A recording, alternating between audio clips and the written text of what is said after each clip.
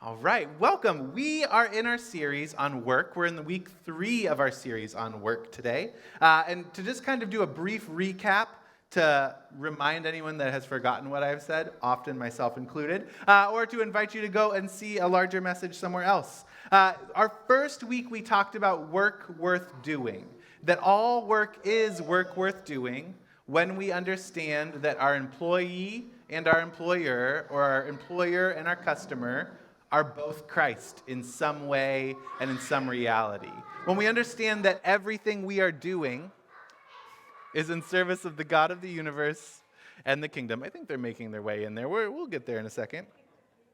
In week 2, we talked about our call to create order out of chaos and beauty out of meaninglessness, to take all that we do and bring beauty into it, to imbue meaning to it, to reclaim our role as co-creators, and to do that well. And we named that as we do that, we actually become more who we were created to be in the first place. In week 3, we talked about what it means to seek the shalom of our workplace. That shalom is a place of right relationship and of enjoyment with God, neighbor, creation, and ourselves.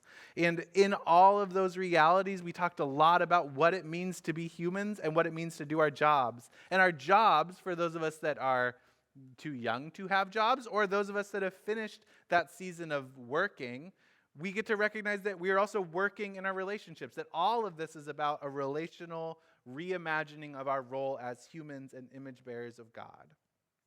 But this week I want to shift gears just a little bit. I want to shift gears to a rhythm of work, play, and rest, and what that means for each of us. But I want to dive right into our passage with that. It's very short. Matthew 11:28 and 29. Come to me, all you who are weary and carry heavy burdens, and I will give you rest. Take my yoke upon you and learn from me, for I am gentle and humble in heart, and you will find rest for your souls. I really like the way Eugene Peterson says it in the Message, so we'll hear it here. Are you tired, worn out, burned out on religion? Come to me.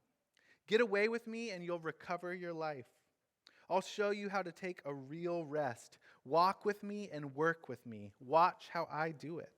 Learn the unforced rhythms of grace. I won't lay anything heavy or ill-fitting on you.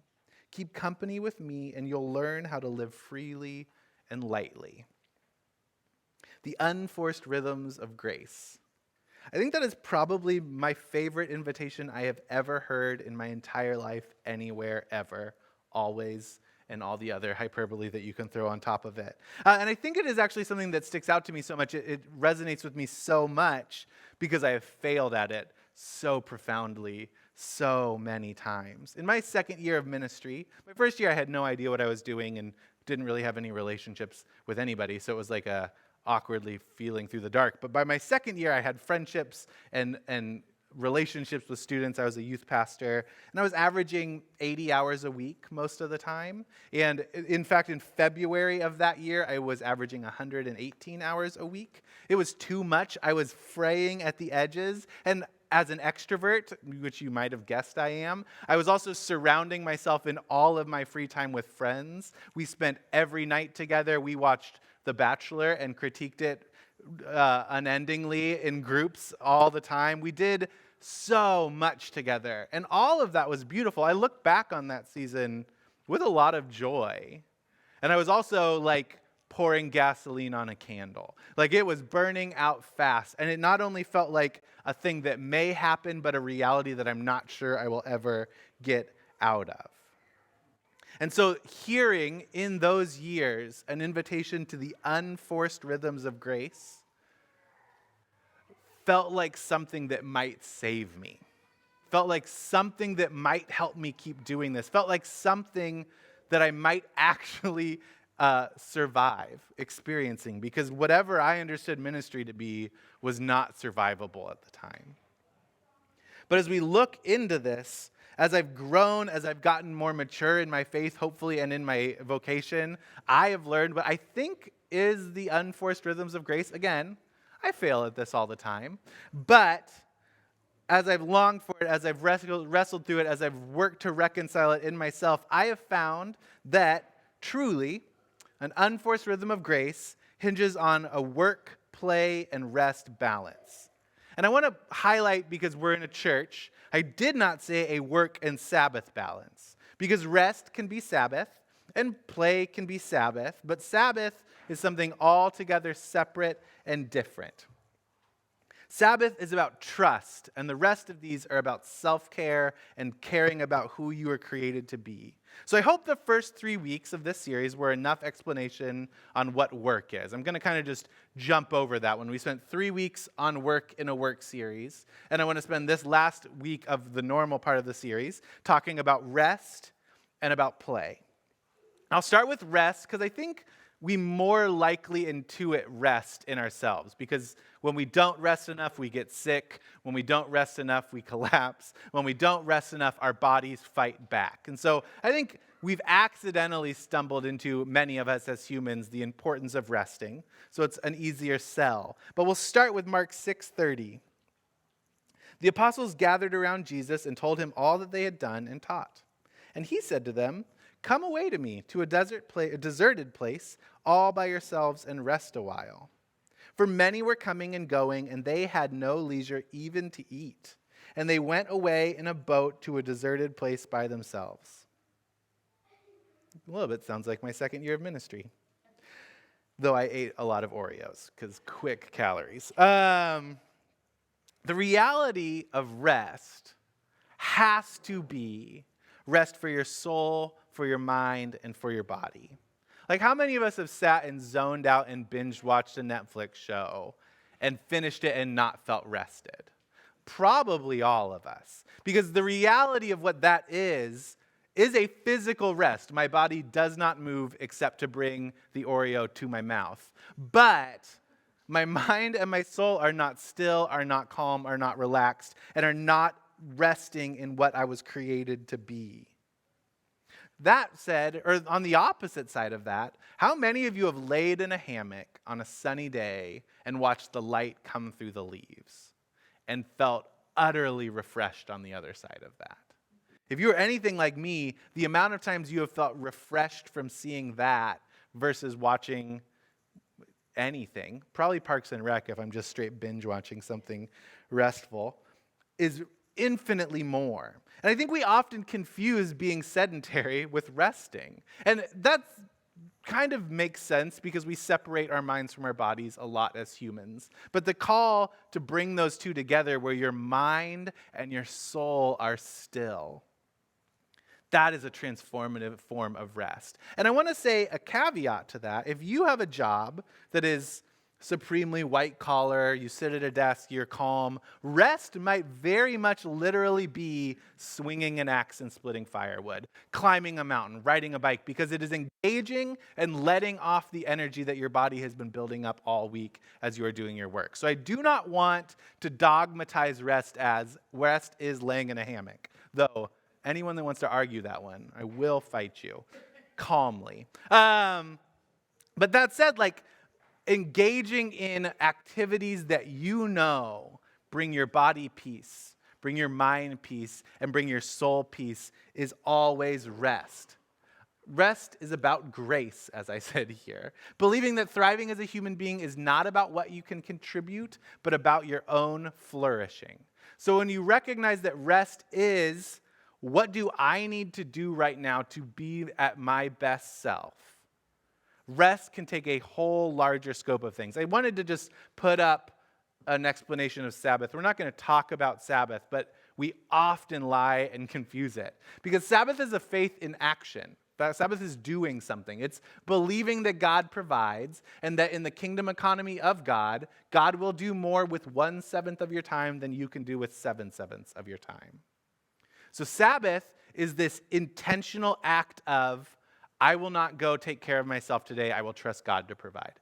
I will not go accrue more wealth today. I will trust God to provide. I will not go harvest my field. I will trust God to provide. Sabbath is about trust. Rest is about grace. I don't have to earn this.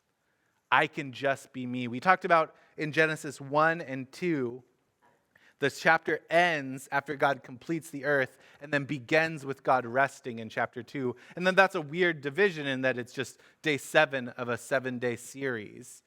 But that my argument is that the author takes rest and intentionally puts it at the start of the chapter so that us as humans recognize that we do not have to do something to earn rest. Rest is just part of what it means to be human. As people who are made in the image of God, a God who is infinite in all things and still chooses to rest, we must recognize that rest is just something we do, whether or not we've earned it or we've accomplished it. You could be behind at work because you have been sick and the call to rest is still true. You can be behind at work and recognize you need a Sabbath and that call is still true too. But they're not the same thing. Sabbath can almost always look like going and playing a fun, like frisbee golf game with a friend, or going to the beach, or building a piece of furniture, or whatever else Sabbath might be for you. Rest, on the other hand, is more restorative of you and less about the trust of that. I hope you're catching the differences. I would give one caveat to this whole rest section. We tend to over-extreme things as people, myself included. I did start this exclusively with hyperbole. But it can be easy to say, today is my rest day, so it doesn't matter what comes up, I will choose rest. And in this Mark 6 story, the apostles go away with Jesus. The crowds see where they're going and follow him, and he has pity on them. The takeaway should not be every time we do anything, if someone asks for help, we just stop what we are doing and go help. But the takeaway should be, when we apply wisdom to rest, sometimes we actually have to set our rest aside to take care of other people. Sometimes, I will say this whole sentence and paragraph is because early in my ministry, once I figured out how not to just utterly destroy myself, I overcorrected. And it would be like, nope, it's a Saturday, I will not answer my phone. And then I would realize sometimes really bad things happen on Saturdays, and congregants need to talk to their pastor. And so now I screen my phone, and if a congregant is called 2 times and someone else is called who knows that person, I'm going to answer because I don't want to miss something that God is inviting me to participate in.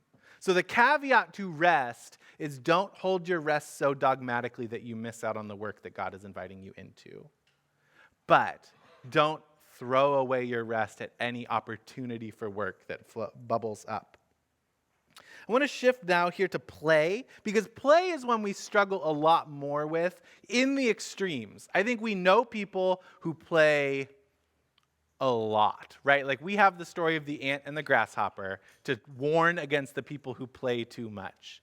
But we all then lift up the grasshopper in that story. I have a toddler, so I read a lot of the ant and the grasshopper and other such stories. But we overcorrect then and say, well, you can rest and you can work, but there's no place for play as grown-ups because it's our job to get things done and be serious or whatever. And I want to start with Matthew 11:1.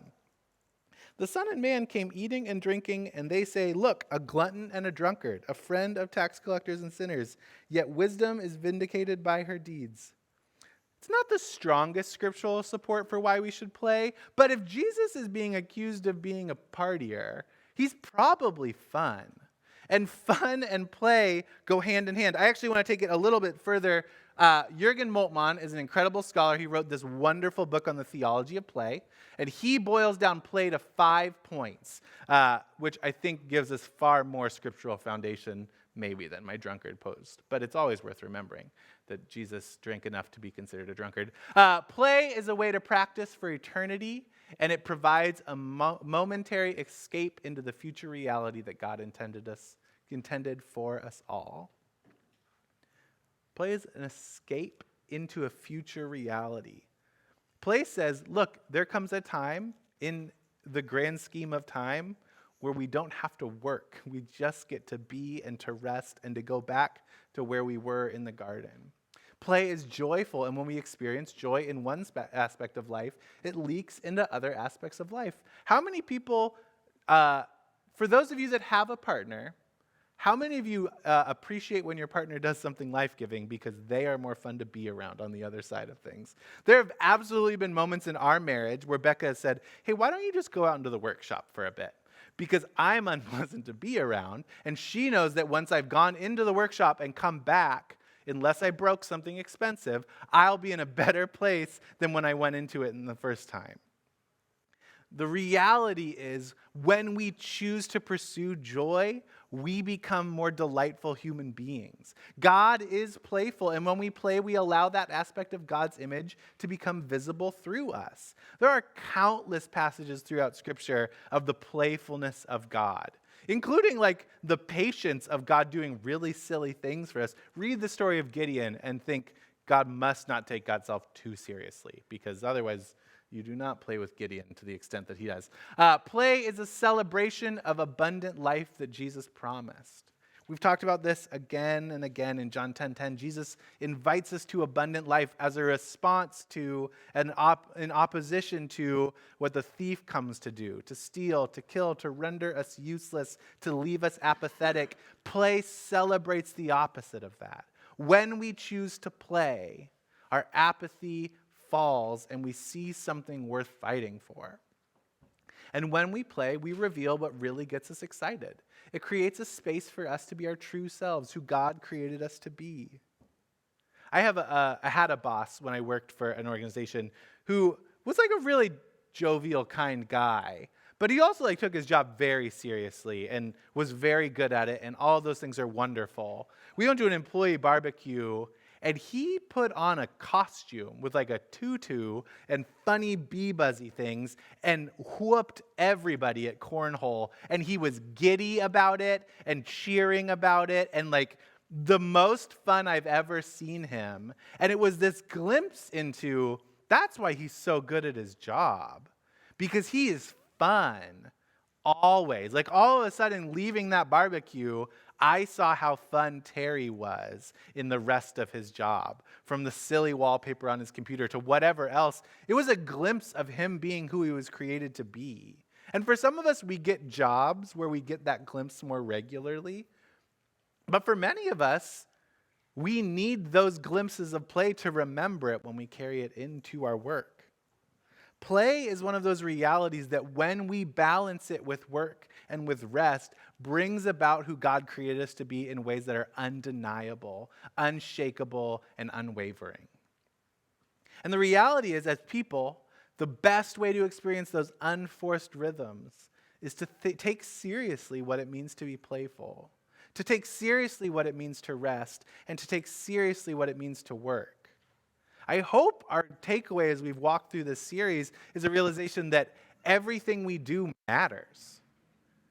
There aren't flippant choices we get to make, and that doesn't mean you can't binge watch Parks and Rec sometimes. What it does mean is that's within the mix of things that you know you are doing to be a fuller version of ourselves.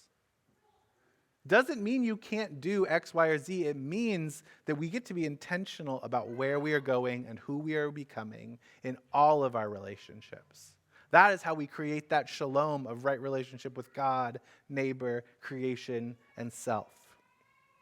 I want to close with this quote from C.S. Lewis in his book, The Weight of Glory. I alluded to it last week, but it is one of the more formative things I've ever read. Hear this.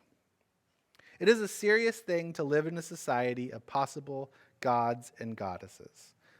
Pause. C.S. Lewis makes this claim leading up to this, that because humans are eternal beings, we live on forever.